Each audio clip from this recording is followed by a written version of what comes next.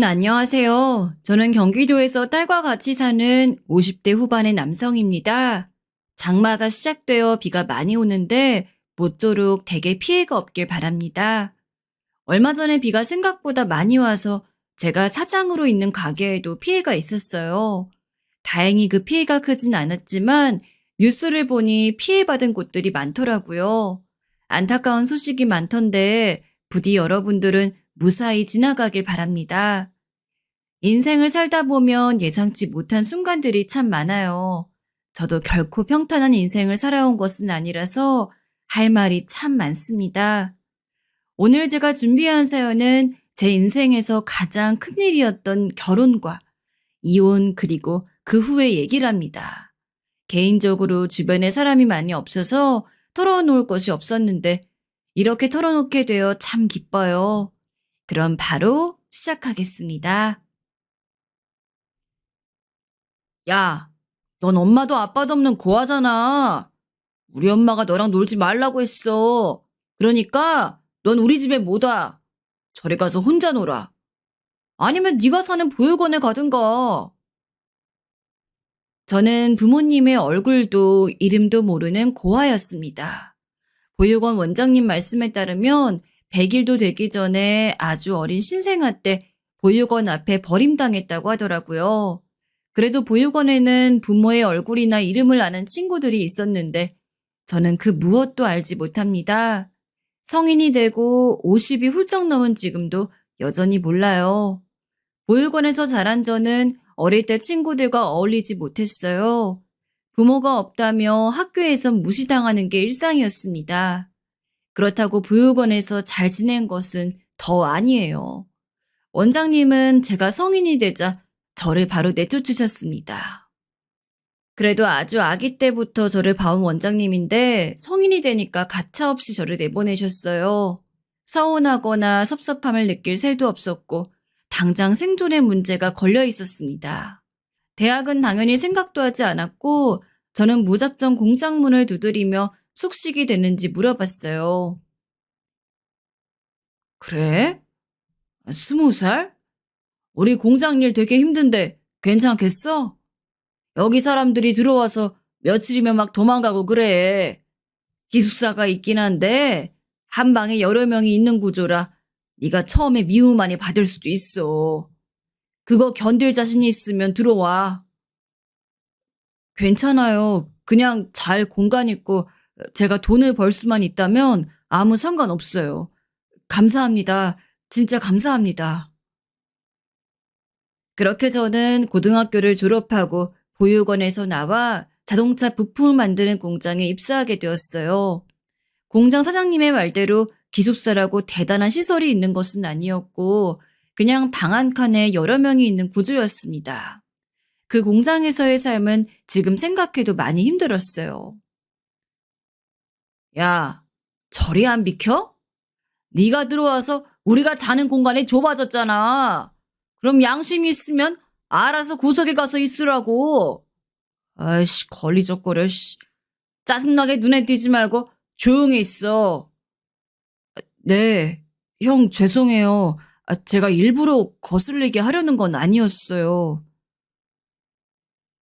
공장에서 같이 지내던 형들은 텃세가 아주 심했어요. 그래서 처음에는 아예 눈에도 띄지 말라며 겁을 주곤 했습니다. 부모가 없는 고아라 학창시절에도 따돌림을 받아 이런 건 익숙했어요. 그래서 그냥 아무렇지 않게 형들에게 죄송하다며 제 할 일을 했습니다. 그랬더니 형들도 시간이 지나자 저를 받아주더라고요. 야, 상철아, 너는 여기 왜 왔냐? 난 엄마가 아파서 병원비가 없어서 왔어. 넌 듣기로 고아라며? 평생 이렇게 공장에서 일하면서 먹고 살려고? 대학은 안 가? 형, 무슨 대학이에요. 제 인생에 과연 그런 게 있을까요? 전 그냥 이렇게 혼자 돈 벌어서 하루하루 사는 것만으로도 만족해요. 인생에 큰 뜻도 없어요. 그럼 뭐 가족에 대한 로망 그런 것도 없냐?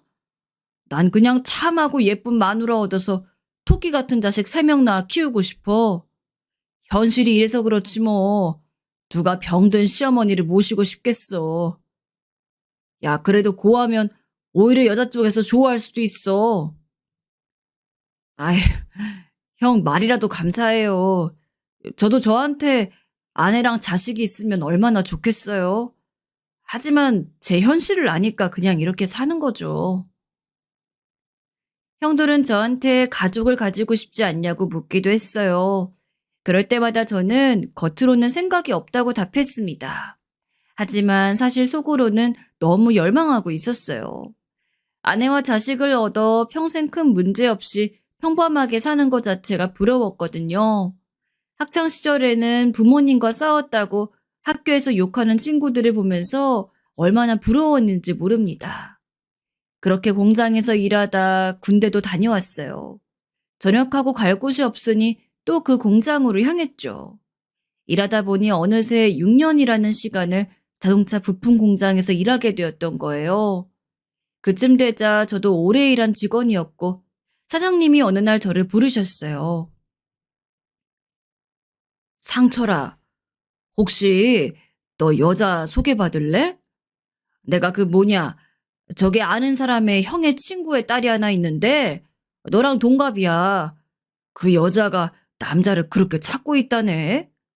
다른 건 몰라도 상설이 네가 성실하고 모은 돈도 꽤 되잖아. 한번 만나봐라. 네? 아이, 여자요? 사장님, 말씀은 감사한데 저 아직 생각이 없어요. 제가 무슨 결혼이에요. 부모도 없고 저 혼자 먹고 사는 것도 겨우 하는걸요.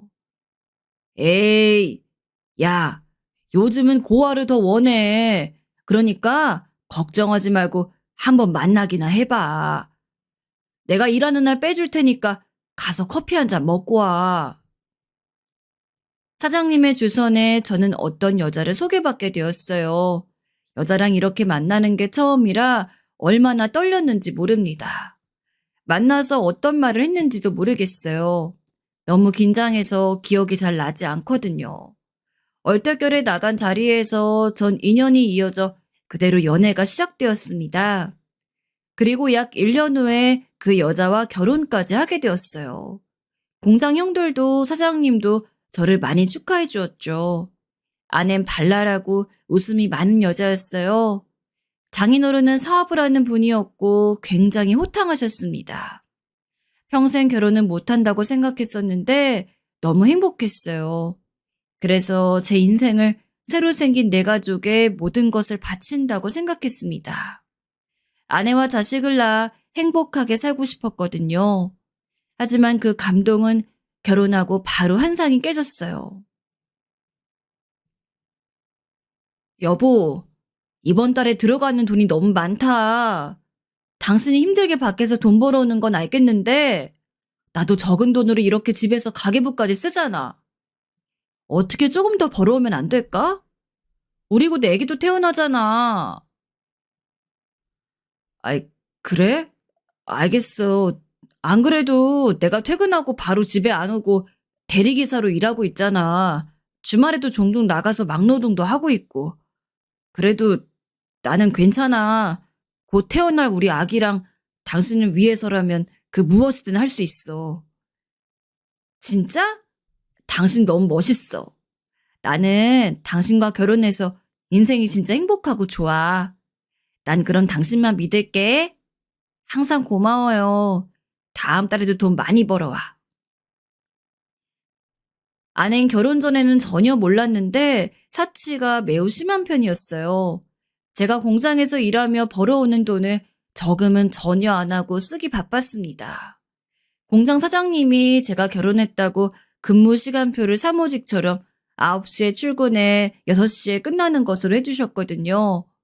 그래도 돈은 똑같이 벌었는데 아내와 둘이 살기 시작한 후로 남는 게 전혀 없었어요. 그래서 결혼 전에 모아놓은 돈도 다 끌어다 썼습니다. 그런데도 부족해서 전 결국 퇴근하고 대리기사로 일하고 주말에는 주변 공사장에 가서 돈을 벌었어요.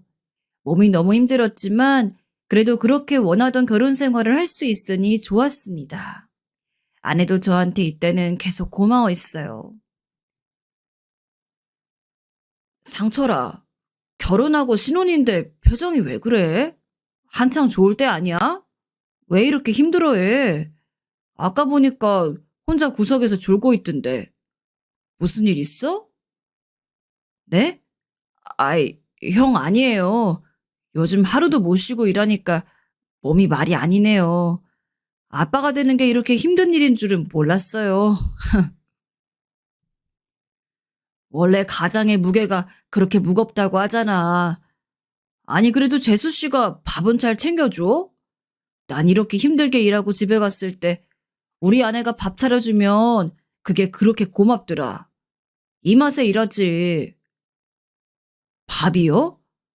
우리 아내는 요리를 못해서 밥을 차려준 적이 없어요. 집안일도 제가 다 해요. 그래서 잠자는 시간이 너무 부족해요.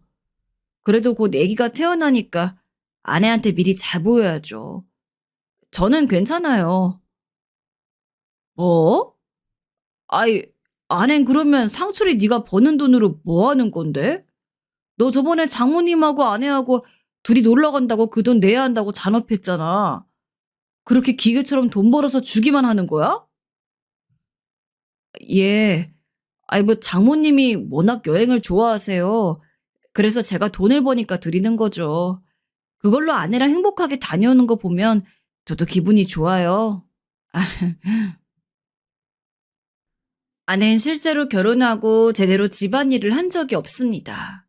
그냥 제가 벌어오는 돈으로 매번 놀러 다니기 바빴어요. 심지어 장모님과 쇼핑하러 다니기도 했죠. 반면에 저는 결혼하고 제 생활이 훨씬 힘들어졌어요. 남들은 아내가 밥도 해주고 셔츠도 다려준다는데 저는 밥도 제가 해먹고 같이 사는 집에 집안일도 제가 다 했거든요. 그런데 그때는 그게 맞는 줄 알았습니다. 왜냐하면 저는 정상적인 가정에서 자란 것이 아니고 보육원에서 자랐잖아요. 그래서 제가 집안일하며 일하느라 잠을 하루에 3시간만 자도 행복했어요. 다들 그렇게 사는 줄 알았거든요. 그런데 아이를 낳고 제 생각도 조금씩 변하기 시작했습니다. 여보, 아기가 어디 아픈 거 아니야? 왜 이렇게 계속해서 우는 거지? 응급실이라도 가야 하는 건가? 아까 분유 먹었어? 이러다 잘못되는 거 아니겠지? 몰라. 몰라, 여보. 나가서 달래고 들어와. 시끄러워서 잠을 못 자겠어. 분유는 먹였는지 안 먹였는지 기억 안 나. 당신이 알아서 해줘. 나 잘 거니까 들어오지 마. 아내는 아이를 낳고 짜증이 부쩍 늘어나기 시작했어요. 더불어 아이한테 관심도 별로 없었습니다. 아이가 배고프다고 울어도 신경도 쓰지 않았어요. 그래서 전 일하느라 집에서 잠만 자기 바빴는데 그 시간도 아이한테 다 쏟아부어야 했어요. 졸린 눈으로 아이에게 분유를 먹이고 놀아주느라 너무 힘들었습니다. 아내가 아이의 기본적인 육아를 전혀 하지 않아 결국 퇴근하고 대리기사로 일할 시간도 줄어들었습니다. 그래서 가져오는 돈도 자연스럽게 줄었어요. 그랬더니 아내가 불만을 표현하기 시작했습니다. 여보, 우리 돈이 너무 없어. 당신이 아기 낳고 밖에서 일하는 시간이 줄어서 우리가 쓸 돈이 없다고. 결혼 전에 모았던 당신 통장은 이미 거덜난 지 오래야. 우리 계속 이렇게 살면 나중엔 손가락만 빨고 살아야 해. 당신이 그럼 아이를 돌봐주면 안 될까? 나도 밖에서 일하면서 돈 많이 벌어오고 싶어. 그런데 아이를 돌봐야 하니까 그럴 수가 없어. 내가 공장에서 일하는 동안 분유라도 제대로 먹여주면 안 돼? 내가 나갈 때랑 그대로면 어떡해? 뭐? 나도 최선을 다하고 있는데 당신이 그렇게 말하면 내가 뭐가 돼? 지금 밖에서 돈 번다고 나한테 눈치 주는 거야? 정말 실망이다. 난 당신이 이런 사람인 줄 전혀 몰랐어. 이랬으면 결혼 안 했지. 아니, 그 말이 아니잖아. 일단 흥분하지 말고 진정해. 내가 미안해. 생각이 짧았어. 그러니까 너무 화내지 말고 내가 돈은 더 벌 수 있게 공장을 바꾸든지 할게. 알겠어. 나도 당신한테 이렇게 말하는 거 마음 편하지 않아. 나도 정연이랑 당신하고 행복하게 살고 싶어. 이해하지? 아내는 계속해서 돈을 요구했습니다. 하지만 그것도 한계가 있었어요. 다른 공장을 알아봐도 그 정도 월급을 주는 곳은 없었습니다. 너무 슬프고 현실이 안타까웠어요. 하지만 그럴 때마다 우리 딸의 얼굴을 보면 참았습니다. 아무리 힘들어도 딸이 웃는 것을 보면 모든 피로가 없어지는 기분이 들었어요. 자네, 우리 딸한테 말하지 말고 듣게. 내가 사업하는데 자금이 지금 너무 많이 부족해 그러는데 혹시 몰래 모아놓은 돈 있나? 내가 책임지고 갚을 테니까 빌려주면 안 되겠나? 장인어른, 저도 빌려드리고 싶은데 제가 지금 우리 집에도 갖다 주는 돈이 부족해요. 그런데 제가 마침 내년에 10년 근속이라고 사장님이 보너스를 주신다고 하셨어요. 그거라도 괜찮으시면 아내 몰래 빌려드릴게요. 혹시 급하게 필요하세요? 내년? 아니다. 급하지 않아. 그럼 나는 자네만 믿고 내년에 그 돈 받는 걸로 알고 있겠네. 이건 딱 자네랑 나만 아는 비밀인 거야. 알겠지? 고맙네, 고마워. 대신 이자까지 쳐서 제대로 갚을게. 네, 알겠습니다. 저도 아내한테 비밀로 할 테니까 장인어른도 입단속 잘하세요. 이거 아내가 알면 분명히 화를 낼 거예요. 심지어 장인어른은 아내 몰래 저한테 돈도 빌려가셨어요. 결혼하고 어째 돈이 모이질 않아 의아했지만 주변에서 하도 힘들게 사는 사람이 많아 이게 평범한 줄 알았습니다. 그래도 아내가 가끔은 저에게 친절했고 무엇보다 딸이 너무 예뻤거든요. 고아로 자라며 부모 없이 자란다는 게 얼마나 서러운 일인지 누구보다 제가 더 잘 알기 때문에 버티고 버텼습니다. 그런데 사건이 점점 터지기 시작했어요. 어이, 이상철 씨, 돈 언제 갚으려 그러나? 어? 당신 아내가 우리한테 빌려간 돈이 얼마인지 알아? 당장 돈 안 갚아, 씨. 아니, 무슨 일인데 이렇게 공장까지 찾아오세요? 저는 처음 듣는 내용인데 우리 아내가 돈을 빌렸어요? 세상에. 아니, 잠시만요. 진정하세요. 집에 갔더니 남편이 여기서 이런다고 당신 아내가 날 여기로 보냈어. 됐고, 돈 안 내나? 당장 내놔, 이 사람아. 아, 왜 때리고 그러세요? 잠시만요. 잠시만요. 아, 당신들 왜 여기 와서 행패야? 경찰 부르기 전에 나가. 상철아, 괜찮니? 여기 119 불러. 알고 봤더니 아내가 도박으로 제 월급을 죄다 거기에 쓰고 있었던 거였어요. 사채업자들이 집과 공장으로 찾아오기 시작했습니다. 심지어 무작정 와서 행패를 부리니 공장 사람들도 두려움에 떨기 시작했어요. 너무 죄송했고 황당했습니다. 어쩐지 공장에서 일하면 버는 돈이 적지 않았는데 매번 부족하다 하는 게 의문이었죠. 여보, 내가 너무 미안해. 용서해줘. 대신 앞으로 절대 도박하지 않을게. 어? 그러니까 이 돈만 대신 갚아줘. 이제 당신이 벌어오는 돈 철저하게 같이 공동으로 관리하자. 나 한 번만 믿어줘. 당신 진짜 너무한 거 아니야? 나는 당신이 도박으로 돈 쓰는 것도 모르고 공장에서 일하고 쉬는 날이면 매번 나가서 돈을 벌었어. 나 그렇게 일하느라 지금 몸이 성한 것도 없어. 이렇게 몸 망가져가며 이런 거를 도박했어? 미안해. 내가 미안해. 그래도 우리 정연이 봐서라도 이혼은 안 돼. 어? 내가 너무 미안해. 그러니까 한 번만 용서해줘. 우리 같이 갚고 행복하게 살자. 어? 이번 건은 사장님이 겨우 도와주셔서 위기에선 벗어났어. 그런데 나 너무 힘들다. 제발, 제발 돈을 그렇게 펑펑 쓰지 마. 내가 힘들게 벌어오는데 그걸 이렇게 다 쓰고 사채업자한테 빌리면 어떡해? 아내는 울고불고 난리를 치며 저에게 매달렸습니다. 그때는 진짜 이혼하고 싶은 마음이 굴뚝 같았어요. 그냥 차라리 혼자 딸을 키우는 것이 낫겠다고 생각했죠. 그런데 아내는 이혼은 안 된다며 제 바지가랑이를 붙잡고 빌었습니다. 너무 속상하고 서운하고 복잡한 감정이 휘몰아쳤어요. 사장님, 죄송해요. 저 진짜 사장님에게 면목이 없습니다. 대신 제가 남아서 더 일도 많이 하고 내년 상여금도 주지 않으셔도 돼요. 아내가 이렇게 뒤에서 몰래 도박하고 있을 줄은 상상도 못했어요. 이혼하고 싶어요. 상철아, 나도 네 마음 이해한다. 사람 일이라는 게 어떻게 좋은 일만 있겠어. 그래도 아기가 아직 어리잖니. 이번엔 내가 도와줄 테니 한번 참아라.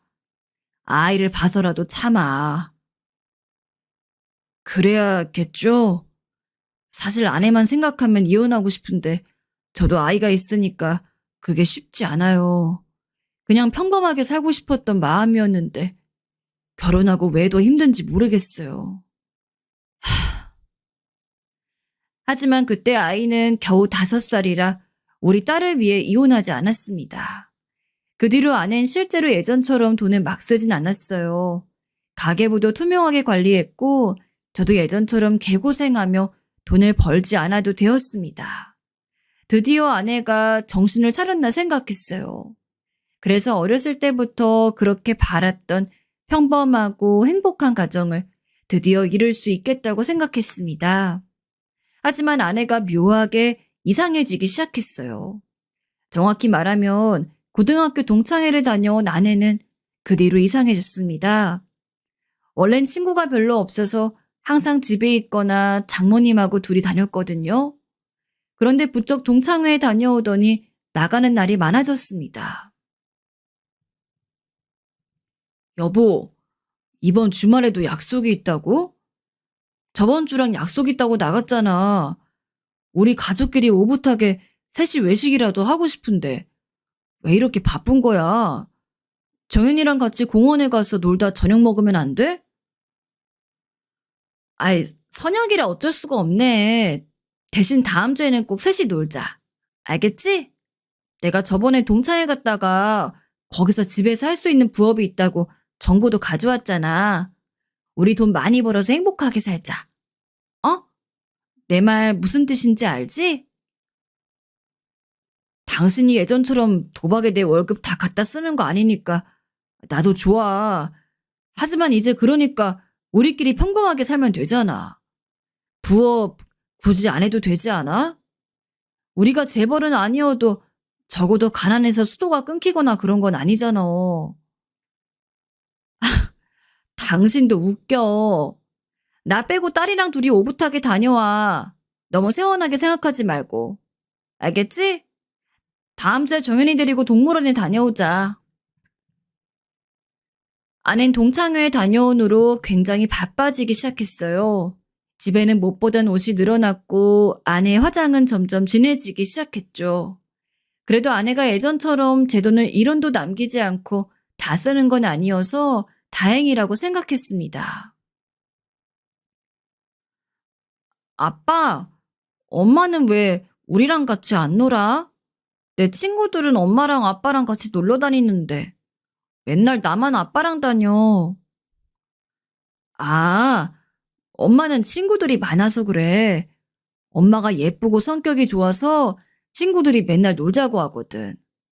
우리 정은이도 그러니까 친구들에게 친절하게 대해. 알겠지? 알겠어.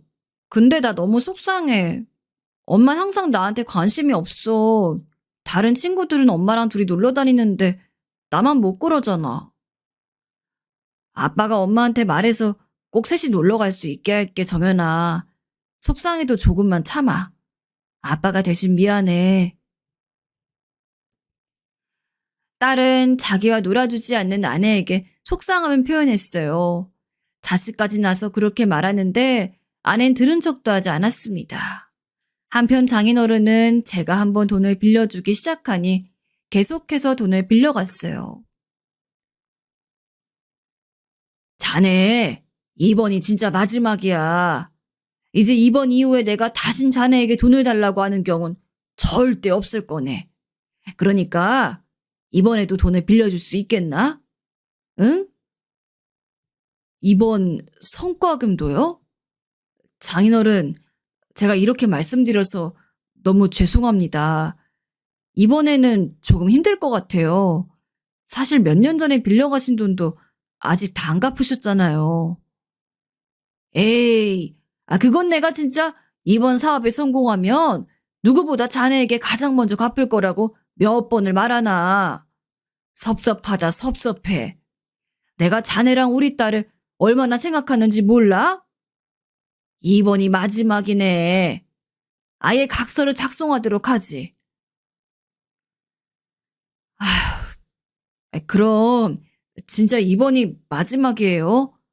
제가 공장에서 언제 성과금이 들어오는지 들으면 그때 연락드릴게요.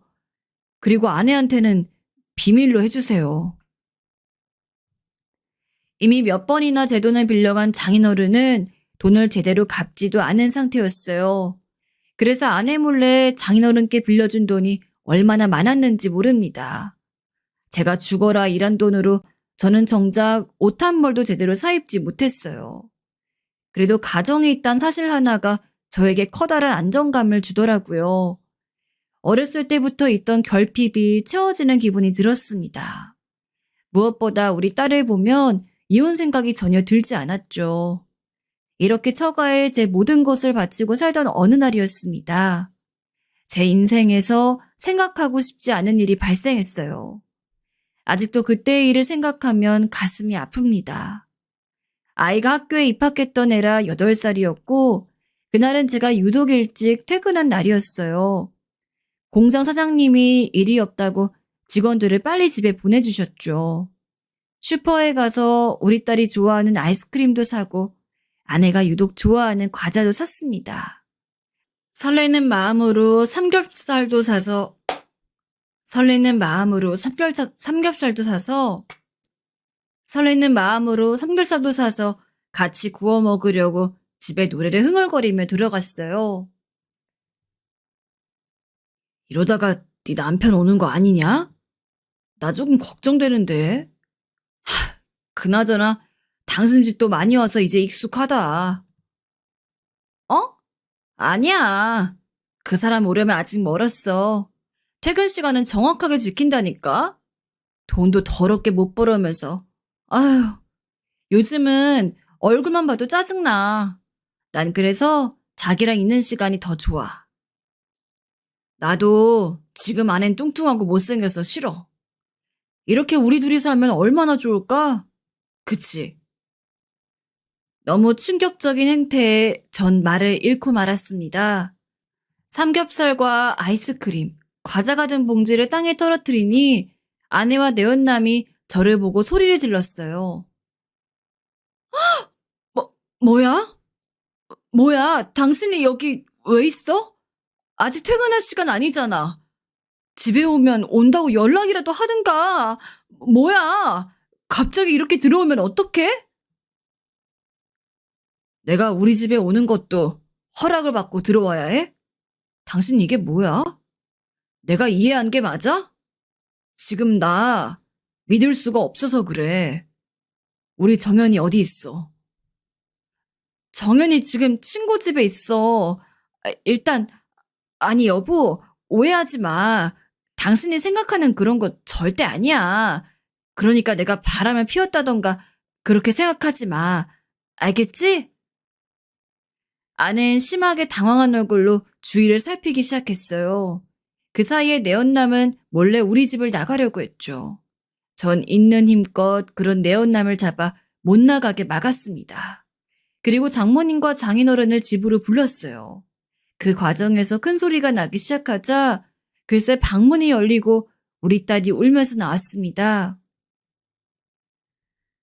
아빠, 아빠 엄마가 저 아저씨 자꾸 집에 데려와. 나 집에 있기 싫어. 아빠랑 같이 있고 싶어. 엄마 미워. 엄마 싫어. 이게 지금 뭐 하는 짓이야? 정인이 친구 집에 있다며. 당신 지금 나랑 장난해? 아낸 딸을 보자 얼굴을 구기며 주저앉았어요.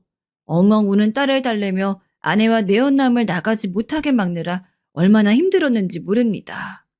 잠시 후에 장인어른과 장모님이 집에 도착했어요. 그런데 정말 놀랐던 것이 뭔지 아세요? 장모님은 전혀 당황한 얼굴이 아니었어요. 오히려 평온하게 저한테 뭐라고 말했는지 아시나요? 자네가 그러게 돈을 많이 벌었으면 될 일 아니었나? 여자는 원래 능력 있는 남자에게 끌리기 마련이지. 우리 딸이 동창회 가서 바람난 게 우리 딸 탓만 있을 거라고 생각하나? 뭐라고요? 장모님, 지금 그 말 진심이세요? 아무리 그래도 어린 딸이 있는 집에 본인 내연남을 데려와 같이 뒹구는 게 말이 되나요? 제가 결혼하고 개같이 일하느라 불면증을 달고 살아요. 몸은 망가질 대로 망가졌고요. 그런데 어떻게 저한테 이러세요? 그러니까 자네가 잘했으면 될 일 아니냐 묻잖아. 우리 딸만의 잘못이냐고. 우리 딸이 바람난 건 이유가 있다는 거야. 제가 얼마나 밖에서 고생하며 돈을 벌어왔는데요. 장모님은 그렇게 말씀하시면 안 되는 거죠. 아내가 도박하고 그랬던 것도 다 눈 감아줬는데 어떻게 저한테 그러세요? 콩 심은 데 콩 난다는 유명한 말 아시죠? 장모님은 심지어 아내의 외도 사실을 이미 알고 계셨습니다. 저는 배신감에 너무 화가 나서 온몸이 떨리기 시작했습니다.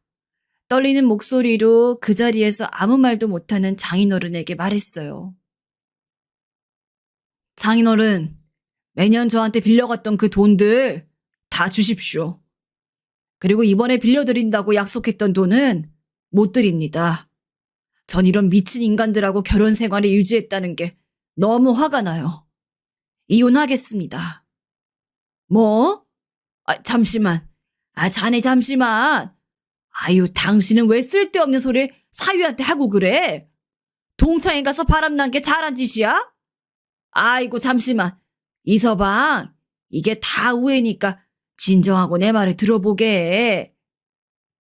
제가 돈을 못 번다고요? 그거 성과금이나 기타 보너스 다 장인어른 사업하는 데 들어가 그랬어요. 하도 돈을 달라고 하니까 전 쉬는 날도 없이 살았어요. 저한테 이러는 거 아니죠? 진짜 사람이면 저한테 이러시면 안 되는 거죠. 전 급기야 나중에는 울분에 차서 소리를 지르기 시작했어요. 장인어른은 장모님과 아내에게 화를 내고 아내는 중간에서 아무 말도 없고 전 머리가 아팠습니다. 일단 엉엉 우는 딸을 데리고 무작정 집을 나왔어요. 장인어른이 저를 따라 나왔지만 딸을 안고 근처 모텔로 들어갔습니다. 가만히 앉아 곰곰이 생각하는데 더는 이 결혼 생활을 유지하지 못하겠더라고요.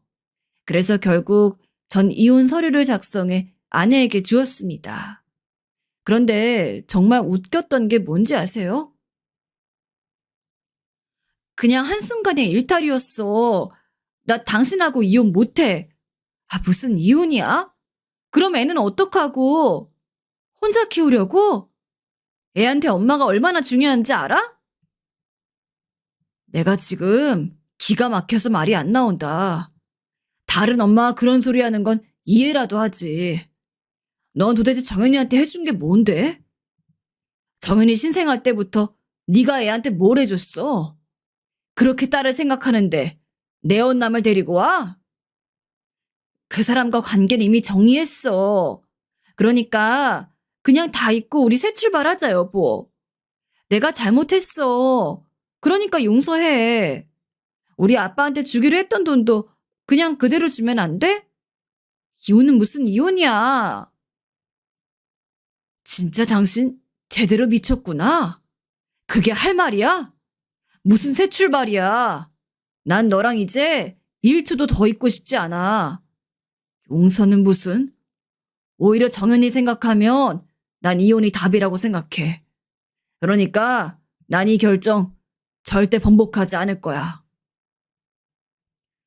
너무 당당하게 말하는 아내를 보고 전 할 말이 나오지 않았어요. 제가 이런 사람과 결혼 생활을 했다니 믿기지 않았습니다. 딱 봐도 장인어른께 드리기로 했던 돈이 꽤 커서 저런 결정을 내린 것 같았어요. 하지만 저는 절대 넘어가지 않았습니다. 제가 이혼에 관한 결정을 바꾸지 않고 법원에 가서 이혼하려고 하자 결국 아내는 꼬리를 내렸습니다. 이혼 서류에 도장을 찍고 나니 장모님이 저에게 연락이 왔어요. 마지막이라 생각하고 받았더니 저에게 뭐라고 했는지 아세요?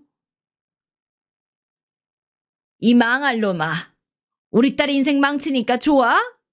고아라고 해서 좋다고 결혼시킨 게 잘못이지. 이 거지야. 네가 그렇게 돈을 잡아놨으면 될 일이잖아. 거지를 걷어줬더니 배신을 해? 장모님. 아니, 이제 장모도 아니지. 저기요. 아낸 그러면 결혼하고 돈을 벌어온 적은 있어요? 제가 개같이 일해서 번 돈 도박으로 날린 게 아내잖아요. 그리고 거지는 누가 거지야? 다신 살면서 마주치지 맙시다. 그래 인간아. 이 거지야 얼마나 잘 사나 보자. 꼭 이렇게 나오는 인간들이 대대손손 망하더라. 질릴 대로 질린 저는 그대로 전화번호도 바꾸었어요. 이혼하니 후련한 마음이 들면서도 현실적으로 걱정이 많이 되었습니다. 딸의 양육은 제가 하기로 했는데 도저히 그 지역에서 계속 사는 것은 힘들었어요. 딸이 학교에 다니고 있어 소문이 워낙 빠르게 퍼지기도 했고 처가 식구들이 마주치는 것도 너무 싫었죠. 새로운 인생을 딸과 함께 시작하려고 전 근처 광역시로 이사가게 되었습니다. 오래 일했던 공장을 떠나는 것이 왜 그렇게 슬펐던지 모르겠어요. 그래서 마지막에 인사할 땐 눈물이 너무 나와 멈출 수가 없었습니다. 사장님은 당신께서 미친 집안을 소개했다며 미안하셨어요. 그렇게 눈물바람으로 작별 인사를 하고 이사를 가게 되었습니다. 도망치듯 새로운 지역으로 왔는데 사실 초반에는 너무 힘들었어요. 새로운 지역에서 일자리 구하는 게 쉽지 않았고 딸도 키워야 했으니까요. 그리고 이혼하고 정신적인 충격도 너무 컸습니다. 결혼하고 계속 기계처럼 돈만 벌었는데 막상 아내는 동창회에 가서 바람이 났으니 정신을 차릴 수가 없었어요. 살면서 사람을 이제 믿을 수가 없겠다고 생각했습니다. 하지만 이런 우울한 감정을 빨리 없애려고 노력했어요. 저한테는 책임져야 하는 딸이 있었으니까요. 그래서 일단 급한 대로 전에 일했던 공장에서 받은 퇴직금으로 단칸방 하나를 구했습니다. 그리고 딸이 학교에 가면 공장에 가서 일하고 딸이 잠들면 대리기사로 일했어요. 아빠, 난 괜찮으니까 나가서 일해도 돼. 내가 빨리 커서 아빠한테 효도할게. 알겠지? 난 엄마랑 살지 않아도 하나도 그립지 않아. 아빠랑 둘이 사는 게 오히려 좋아. 몸이 힘들고 정신적으로 우울해도 버틸 수 있었던 것은 오로지 딸 덕분이었어요. 제가 먹는 것과 입는 것을 최소한으로 줄이고 버는 돈은 죄다 저금하고 딸에게만 썼습니다. 정말 놀라운 점이 있다면 이혼하고 나니까 돈이 그래도 모이더라고요. 예전엔 아내가 제가 벌어오는 돈을 다 써서 몰랐는데 열심히 일하고 모으니 저금을 할 수 있었습니다. 저금이란 사실 자체가 놀라울 정도면 아내가 얼마나 사치가 심했는지 아시겠죠? 딸과 함께 비가 오면 빗물이 새는 단칸방에서 몇 년을 살았어요. 너무 다행히도 딸은 진짜 사고 한 번 안 치고 의젓하게 잘 자라주었습니다. 덕분에 딸이 중학생이 되는 해는 둘이 작은 아파트를 얻어 살 수 있었어요. 진짜? 아빠 그럼 이제 사장님 되는 거야? 나는 아빠가 치킨집 했으면 좋겠어. 나 치킨 좋아하잖아. 아빠가 치킨집 사장님 되면 너무 행복할 것 같아. 아빠 그러면 나 친구들 데리고 와도 돼? 치킨? 그래, 좋다. 당연히 우리 딸 친구들은 100명이어도 데리고 와도 돼. 아빠는 우리 정연이가 행복하다면 뭐든 해줄 수 있어. 그러면 아빠가 치킨집으로 알아볼게. 딸과 함께 살면서 저는 아끼고 아껴 목돈을 마련했어요. 너무 혼자서도 의젓하게 알아서 학교에 다녔던 딸 덕분에 돈을 벌 수 있었습니다. 물론 그 과정이 쉽진 않았어요. 쉬는 날이 전혀 없었다면 믿어지세요. 대리기사부터 택배일, 막노동, 공장.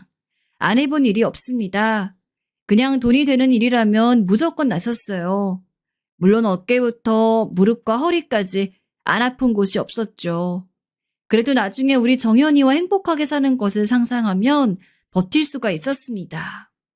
그렇게 돈을 모으고 모았더니 프랜차이즈 가게를 열 수 있는 돈이 생겼어요. 그리고 딸과 얘기한 끝에 치킨집을 열게 되었습니다. 배달 전문점으로 작게 열었는데 진짜 제가 생각해도 성실하게 일했어요. 저한테는 이 가게가 제 인생의 전부였습니다. 매번 아침에 출근해서 재료 준비부터 주문받는 것, 그리고 배달까지 제가 할 수 있는 모든 것을 다 했어요. 손님들을 만족시키기 위해 청결에도 신경 쓰고 최대한 친절하게 오는 손님에게 다 만족감을 주려고 했습니다. 그랬더니 매출이 생각보다 너무 좋게 나왔어요. 이렇게 열심히 일했더니 가게는 금방 순위권에 들더라고요. 그러면서 가게도 확장했고 일하는 직원도 늘렸습니다. 전 우리 가게에서 일하는 직원들에게 잘해주려고 애썼어요. 예전에 힘들게 살았던 제가 떠올라 최대한 잘해주니까 직원들도 일을 열심히 하더라고요. 딸하고 좁은 단칸방에서 살았던 게 몇 년 전인데 어느새 소형 아파트에서 브랜드 아파트로 이사도 할 수 있었습니다. 돈을 벌수록 속으로 이혼하길 잘했다고 생각했어요. 만약 아내와 이혼하지 않았다면 이렇게 돈을 모을 수가 없을 거예요. 인생 역전이 시작되고 저는 저를 챙겨줬던 공자 사장님도 찾아뵈었죠. 아이고 상철아, 난 네가 이렇게 잘 될 줄 알았어. 그렇게 우리 공장에서도 성실하게 일하더니 결국 성공하는구나. 그래, 네가 성공하는 게 아니면 누가 성공하겠니? 너무 축하한다. 아유, 다 사장님 덕분이에요. 아무것도 할 줄 모르는 저를 받아준 게 사장님이잖아요. 전 그래서 항상 감사한 마음뿐입니다. 나한테 뭐가 감사해? 그리고 말이야. 그 네 전 아내랑 처가 식구들 쥐도 새도 모르게 이사 갔어. 그 네 장인어른 사업이 쫄딱 망했거든. 전 아내는 불륜 치르고 그렇게 당당하게 다니더니 그 남자한테도 버림받았더라. 그러니까 사람은 착하게 살아야 해. 다 이렇게 살면 벌을 받는다니까. 사장님의 말을 듣고 저는 깜짝 놀랐어요. 장인어른의 사업이 결국 망했다고 들으니 통쾌하다고 생각했죠. 그렇게 돈을 좋아하던 양반들이 어디서 사는지 궁금하기도 했습니다. 하지만 더 제 인생에 엮일 일이 없으니 얼마나 다행인지 몰랐어요. 그런데 더 놀라운 일은 이 뒤에 일어났습니다. 사장님, 지금 주문이 너무 밀렸어요. 배달 기사님도 안 오시네요. 아유, 지금 홀에도 사람이 이렇게 많은데 어떡하죠? 평일에 일하는 직원들도 불렀어요. 오늘이 주말이라 사람이 참 많대요. 아유, 바빠라. 그래? 그럼 내가 배달하고 올 테니까 일단 홀은 너희가 봐줘. 고맙다. 이따가 보너스 줄게. 그거 이리 줘. 내가 다녀올게. 가게는 날이 갈수록 더욱 매출이 상승했어요. 직원들에게 언제나 손님들한테 친절하게 대해달라고 최저시급보다 돈도 더 줬거든요. 제가 직원들에게 잘하니 직원들도 손님들에게 잘하면서 좋은 영향을 끼쳤습니다. 그날도 너무 바빠서 제가 나서 배달을 가게 되었어요. 이렇게 종종 바쁘면 나서서 배달하곤 했었죠. 네, 치킨입니다. 만나서 결제하는 걸로 주문하셨네요. 2만 원입니다. 여기요. 어, 장모님? 어머, 자네가 여기 무슨 일인가? 세상에, 이제 치킨 배달 일을 하는 거야? 그렇게 손녀 데리고 떵떵거리며 이혼하더니 참나. 옛다, 여기 돈. 여러분, 세상이 생각보다 좁다는 거 아시나요? 너무 바쁜 가게 일을 도와 스스로 배달을 갔더니 그 집에서 나온 사람은 바로 장모님이었어요. 이사 갔다고 하더니 무려 우리 동네로 왔더라고요. 물론 모르고 온 거였겠죠. 그런데 당황한 저랑 달리 장모님은 대놓고 저를 비웃으셨어요. 아마 제가 사장인 것은 꿈에도 모르고 그냥 배달기사로 일하고 있는 줄 알았나 봐요. 무슨 정신으로 계산을 했는지도 모르겠더라고요. 얼떨결에 계산하고 가게로 가는데 너무 황당했습니다. 이렇게 마주칠 줄은 꿈에도 몰랐거든요. 문제는 다음부터 일어났습니다. 제가 배달을 간 것을 확인하자 장모님은 일부러 우리 가게에 주문하기 시작했어요. 누가 봐도 일부러 저를 괴롭히려고 그런 거라는 것을 당연히 눈치챘습니다. 그래서 일부러 제가 배달을 갈 때도 주소를 미리 확인했어요. 그리고 만약 장모님 집이면 직원을 시키거나 배달기사를 시켜 가게 했습니다. 그랬더니 너무 황당한 일이 일어났어요. 사장님, 여기 204호 이 사람이요. 이 아줌마 미친 것 같아요. 배달기사 탓하면서 치킨이 맛없다고 환불해달래요. 심지어 다 먹었는데 이런다니까요. 뭐라고? 아니 저번에는 배달 시간 늦었다고 돈을 못 준다 했다면서. 이제 앞으로 주문 들어오면 그냥 받지 말고 취소시켜. 저 집안하고는 이래서 엮이면 안 돼.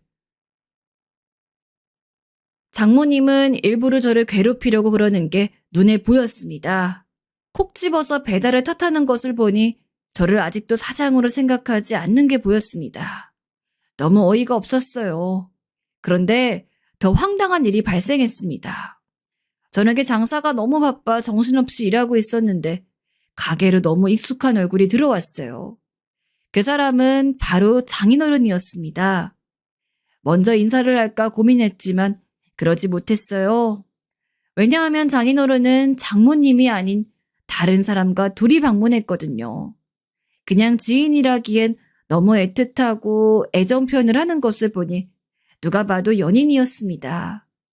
역시 콩 심은 곳에 콩 난다고 저랑 아내가 바람으로 이혼했잖아요. 장인어른도 외도를 하고 있던 거예요. 아유, 저 인간들 또 왔네. 사장님, 진짜 저 사람들 애정 표현 너무 심해요. 아예 못 오게 막는 게 좋을 것 같아요. 그나저나 저 304호 아줌마는 우리 치킨 너무 좋아해서 배달도 그렇게 시키더니 여기까지 와서 먹네요. 뭐? 저 아줌마 304호야? 저 아저씨는 204호 사는 사람이잖아. 그 진상 손님 남편인데? 네, 맞아요. 둘이 불륜이잖아요. 사실 제 친구가 저 304호 아줌마 딸하고 친구거든요. 그래서 들었는데 둘이 죽고 못 산대요. 웃긴 건 여기 사람들 다 불륜인 거 아는데 저 아저씨 아내. 그러니까 204호 아줌마만 모른다고 하더라고요. 우리 가게 진상행동할 시간에 본인 남편이나 단속하지. 진짜 웃기다니까요. 그러게 정말 웃기다. 아니 이게 도대체 무슨 일이야? 나는 믿을 수가 없다. 저는 직원의 말을 듣고 너무 놀랐습니다. 무려 장인어른의 불륜 상대는 위층 304호 아줌마였다는 거예요. 내 아낸 동창회에 가서 바람나더니 장인어른은 윗집 아줌마랑 바람이 났던 거죠. 너무 황당하고 놀라웠습니다. 그래도 여기서 제가 뭘 어쩌겠어요. 이미 이혼한 상태였고 저 집안하고는 엮이고 싶지 않았어요. 그래서 전 그냥 진짜 가만히 있으려고 했는데 이런 저를 자극한 것은 바로 장모님과 전 아내였습니다. 아, 사장님, 또 204호가 주문했어요. 계속 주문 취소하는데 이 아줌마 왜 자꾸 주문하는 거예요? 진짜 이해가 안 가요. 내가 다녀올게. 가서 이제 주문하지 말라고 하고 와야겠다. 너희는 신경 쓰지 말고 가게 잘 봐줘. 결판 내고 돌아올게. 장모님은 시도 때도 없이 주문해서 우리 가게를 괴롭혔어요. 주문해서 받아 맛있게 먹으면 모르겠는데 별 이상한 이유로 자꾸 주문 취소를 하니 기가 막혔습니다. 그래서 결판을 내려고 직접 찾아가게 되었어요. 그리고 오늘 사연의 핵심인 사건이 발생했습니다. 드디어 왔네. 이 거지야. 그렇게 내 딸 인생 망치더니 너는 겨우 이런 배달 기사로 살고 있어? 잘 됐다. 이 거지. 아직도 거지같이 살고 있을 줄 알았어. 저 거지 아닙니다. 이혼했으면 각자 잘 살면 되는 거 아닌가요? 그만하시고 이제 갈 길 갑시다. 전 이제 진절머리가 나요. 정연이 어떻게 지내? 혹시 굶기고 있어? 그렇게 내 딸 뺏어가듯 데려갔으면 잘 키워야지. 넌 내 인생 망치고 이러고 사니? 진짜 쪽팔려서 어디 가서 내 전남편이라고 말도 못하겠다. 내가 알아서 잘하고 있다고. 우리 정연이 너랑 이혼해서 나한테 고맙다고 하더라. 엄마랑 사는 거 생각하기도 싫대. 이제 알겠어? 제발 내 인생에서 사라지라고 몇 번을 말해. 그리고 창피한 건 나도 마찬가지야. 그러니까 우리 가게 그만 전화해. 나 배달기사 아니고 치킨집 사장이야. 뭐? 네가 그 치킨집 사장이라고? 그렇게 인기 많아서 주말이면 기다리는 사람도 많은 그 치킨집 사장?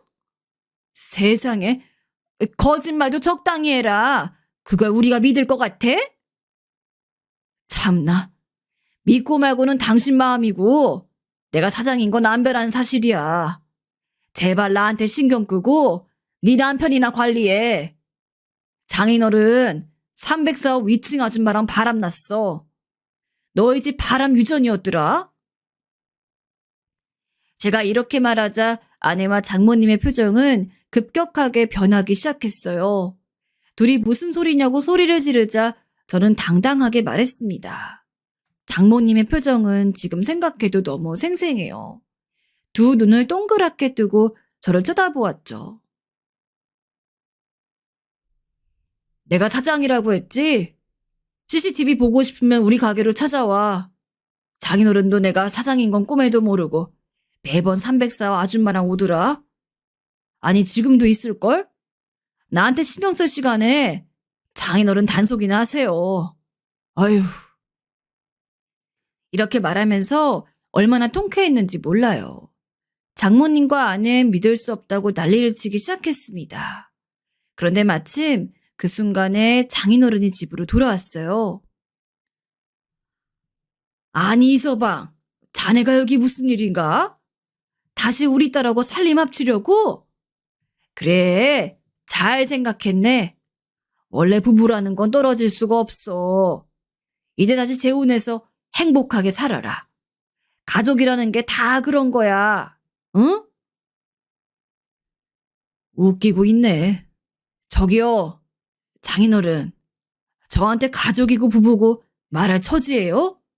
위층 아줌마랑 바람난 거 온 동네 사람들이 다 알고 있던데 조심 좀 하세요. 다행히 장모님하고 아내 모르고 있더라고요. 당신 진짜야? 진짜로 불륜이야?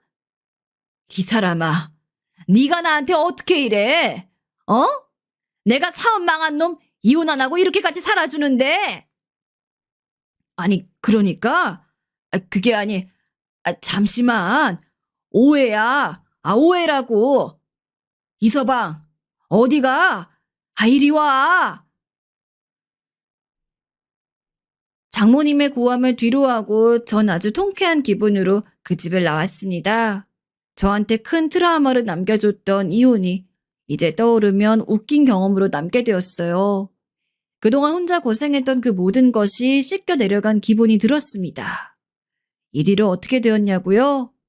여러분, 놀라지 마세요. 장모님과 장인어른은 결국 이혼했고 둘 다 소리 소문 없이 지역을 떠나게 되었답니다. 그래서 지금은 전 아내를 포함해서 그 지긋지긋한 사람들의 소식도 몰라요. 우리 가게 직원들도 더 고통받지 않고 있고요. 우리 치킨집은 날이 갈수록 매출이 상승하고 있답니다. 여기까지가 제가 준비한 사연인데 재밌게 들으셨나요?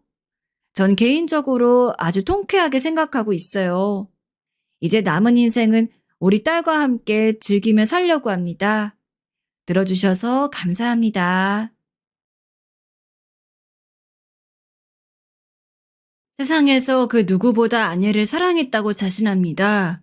아낸 당시 예쁜 얼굴과 몸매로 다른 남자들한테 인기가 참 많았어요. 그리고 저도 그런 아내를 짝사랑하는 사람 중 하나였죠. 같은 회사에서 만나게 된 아내는 아름다운 겉모습뿐만 아니라 일도 잘하고 똑부러져 동료로서도 괜찮았던 사람이었어요. 가끔 남자들끼리 술자리라도 가질 때면 언제나 아내의 이야기가 나왔습니다. 다들 술잔을 기울이면서 그냥 괜찮은 동료에 대해 칭찬하는 척하긴 했지만 전 알고 있었어요. 남자 10명에서 만나면 최소한 그의 반은 아내를 이성으로서 보고 있었죠. 하지만 아내는 그 누구의 고백도 받아주지 않았습니다. 당시 회사에는 잘생기기로 소문이 난 상사가 한 명 있었는데 그 상사의 고백까지 거절을 해버렸죠. 아내를 짝사랑하던 저로서는 저렇게 잘생긴 사람도 거절을 하는데 나 같은 게 고백을 해봤자 소용이나 있겠어? 라는 마음에 주눅이 좀 들었습니다. 원래는 아내한테 고백이라도 한번 해보려고 꽃다발 주문도 알아보고 그랬었는데 그 일을 계기로 고백은 포기하고 그냥 이전처럼 조용히 아내를 짝사랑하는 사람으로만 남기로 했죠. 승민 씨, 오늘 저녁 같이 먹을래요? 저녁이요? 좋아요. 그런데 그런 제 마음을 모르는 아내는 언제나처럼 친근하게 저에게 말을 걸고 식사를 하자고 이야기하곤 했습니다. 남들이 보면 걔도 너 좋아하는 거 아니야 란 이야기가 나올 법할 수도 있겠지만 아는 저뿐만이 아니라 같은 회사에서 일을 하는 동료라면 사람을 가리지 않고 언제나 친절하게 대했습니다. 밥을 먹으러 가잔 이야기도 저한테만 하는 게 아니었죠. 이전엔 그런 아내의 행동을 오해하고 아내가 본인을 짝사랑하는 줄 알고 호기롭게 직장 내에서 공개 고백을 한 직원도 있었는데 정말 대대로 차인 뒤 퇴사하였더라고요. 그 꼴을 본 다른 직원들은 아내의 행동을 절대로 이성적인 감정에서 비롯된 호감이라고 오해하지 않았습니다. 허나 더 큰 마음 먹지 않고 조용히 짝사랑하자고 아무리 마음을 다잡아도 아내와 마주보고 앉아 웃을 때면 지금이라도 그냥 고백을 해버릴까? 하는 충동이 수십 번씩 왔다 갔다 했습니다. 그러던 어느 날, 결국 저는 미니야, 나 너 좋아해. 우리 사귀지 않을래? 어? 함께 퇴근을 하던 도중 고백을 해버리고 맙니다. 딱히 고백을 해야겠다고 마음을 먹은 것도 아니었어요. 그냥 제 옆에서 발을 맞춰 걸으며 이야기하는 아내 얼굴을 보고 있었을 뿐인데 저도 모르게 불쑥 튀어나온 고백이었죠. 제 고백에 아내는 무척이나 당황한 얼굴이었습니다. 너무 부담 갖지 않아도 돼. 네가 나 그런 식으로 안 보고 있는 거 알아. 그냥 이대로 있기 싫어서 최소한 내 마음이라도 고백해야겠다 싶어 하는 거니 그냥 예전처럼 편하게 대해줘. 연애하지 못하더라도 최소한 친구로서 오래 남고 싶었어요. 하지만 사람이 시간이 지나면 지날수록 욕심이라는 게 생기더라고요. 그냥 친구로도 괜찮아서 마음만 전하는 거라고 그렇게 멋있는 척 이야기를 했는데 하루하루 시간이 가면 갈수록 전 아내와 정말로 연애가 하고 싶었어요. 허나 부담스럽게 대한다면 분명히 저를 피할 아내였기에 최대한 티를 내지 않으면서도 이성적인 호감이 기반이 되어 챙겨주는 것처럼 굴었어요. 그런 행동을 거의 2년 가까이 했습니다. 지성이면 감천이라고 처음에는 조금 어색해하던 아내도 이제는 제가 무언가 호의를 보이면 수줍게 얼굴을 붉히면서 고맙다고 하기도 했고요. 결국 저는 2년 만에 아내와 연애에 성공을 하게 되었어요. 연애가 처음은 아니지만 그렇게 진심으로 오랜 기간 좋아하며 따라다닌 사람은 아내가 처음이었던지라 정말 그동안의 연애와는 비교가 안 될 정도로 기뻤습니다. 주변 동료들이 축하해주며 은근히 질투하는 시선도 그저 기꺼웠습니다. 아내와 연애를 하던 3년이 제 인생에서 가장 행복했던 3년이라고 해도 과언이 아닙니다. 미니야, 우리 나중에 결혼할까? 그런 제가 아내에게 더 먼 미래를 바라고 있던 건 어쩌면 당연한 일일 겁니다. 그리고 다행히도 아내 역시 저와의 결혼을 반겼습니다. 당장 결혼을 할 것은 아니었지만 언젠가 인사를 드리러 갈 날을 대비해서 서로의 부모님도 먼저 한 번씩 뵈었습니다.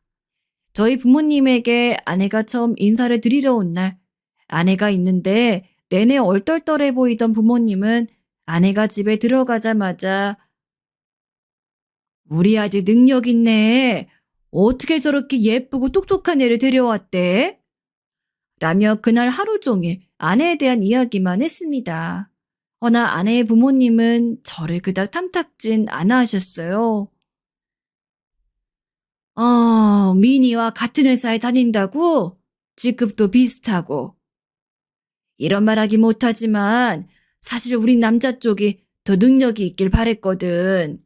집안도 그렇고 뭐 내 딸이 좋아하는 남자라니 결혼 반대 안 하겠지만 우리로서 그리 바라던 사윗감이 아니긴 하네 그려.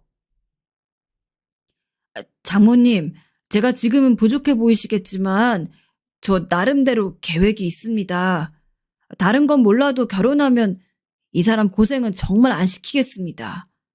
한 번만 믿어주세요. 장모님은 여전히 불만스러운 눈빛으로 저를 쳐다보셨지만 저는 그럼에도 꿋꿋이 매달렸어요.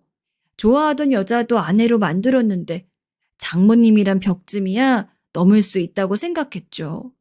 그래서 매일같이 처가댁에 방문하여 저란 사람이 가지고 있는 장점이며 앞으로의 계획 같은 것들을 줄줄이 늘여놓았던 것 같습니다.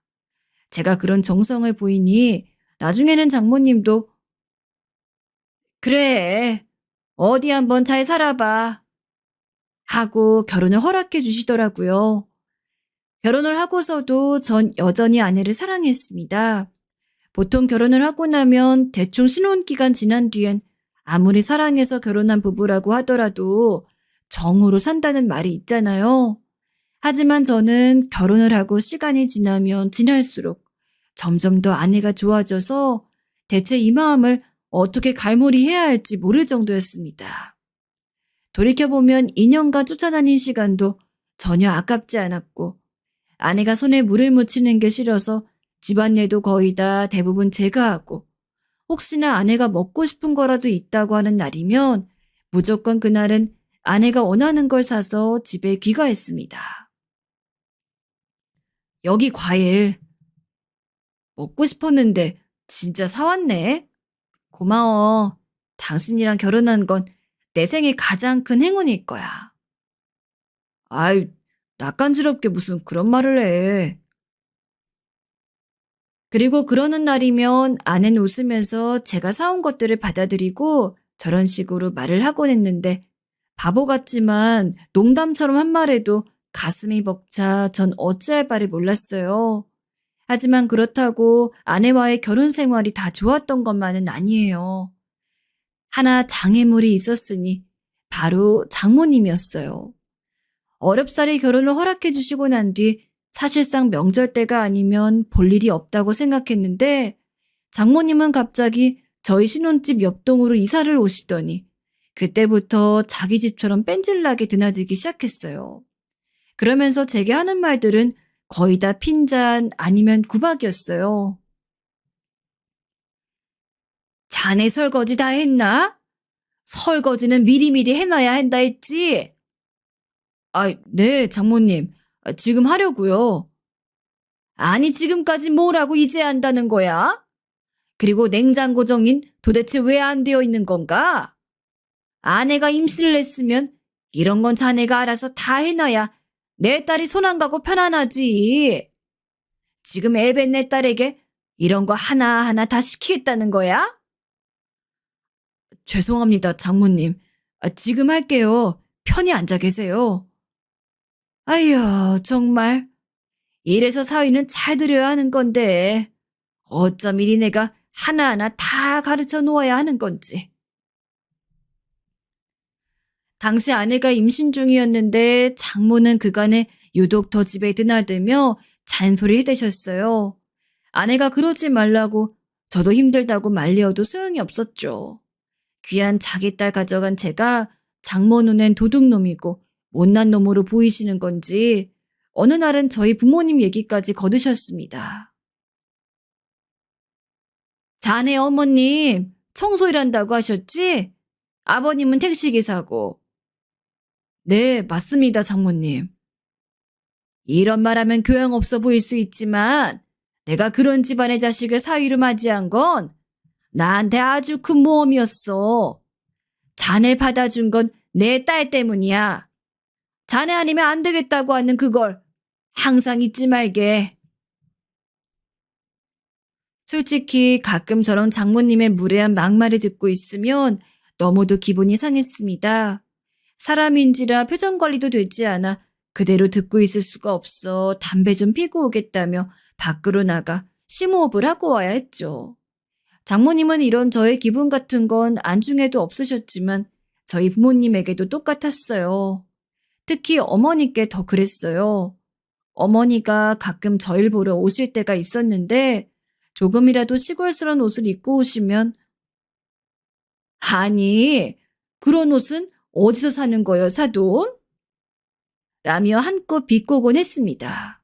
어머닌 그런 장모님의 포악한 성격을 꿰뚫어 보셨는지 어느 날은 제게 장모와 별 문제 없는 건지 물으시더라고요. 네, 없어요, 어머니. 걱정 마세요. 그래? 그럼 다행이지만 혹시나 너에게 못된 말하고 그러면 이 엄마한테 바로 말해라. 물론 네가 알아서 하겠다만. 네, 그럴게요. 어머니에겐 도저히 솔직하게 말할 수가 없었어요. 아들이 장가가 장모에게 그런 구박을 당하고 산다 하면 어떤 부모가 걱정을 안 할 수 있겠습니까? 한평생 저만 보고 살아오신 어머니에게 그런 걱정을 끼쳐드릴 수 없었어요. 그래서 그저 장모님의 모진 소리도 못 들은 척 흘려넘기며 애써 웃어 보였습니다. 지금 생각하면 그때의 제가 참 미련스럽기도 하고 불쌍하기도 합니다. 장모한테 사위로서 인정 한번 받아보겠다고 아등바등 했던 건데 지금에 와선 왜 그렇게까지 해야 했나 싶어요. 그래도 어쨌든 저는 아내라서 오로지 제 편 들어주며 미안해하는 아내가 있어서 다 참고 버틸 수 있었어요. 여보, 미안해. 나도 우리 엄마가 왜 저러는지 모르겠다. 당신이 뭐가 부족하다고. 아니야, 괜찮아. 장모님 눈엔 내가 성에 안 찰 수도 있지. 이해해. 언젠간 나를 인정하고 사이로 받아주실 거야. 저는 그렇게 믿으며 외려 아내를 달래고 제 마음도 달래었어요. 그리고 우리 부부의 삶에 더 신경 쓰기로 거기에 더 집중하기로 마음을 먹었죠. 그런 저의 행복은 아내를 쏙 빼닮은 아들과 저를 쏙 빼닮은 딸. 이렇게 두 아이가 생겼을 때 가장 절정을 찍었던 것 같아요.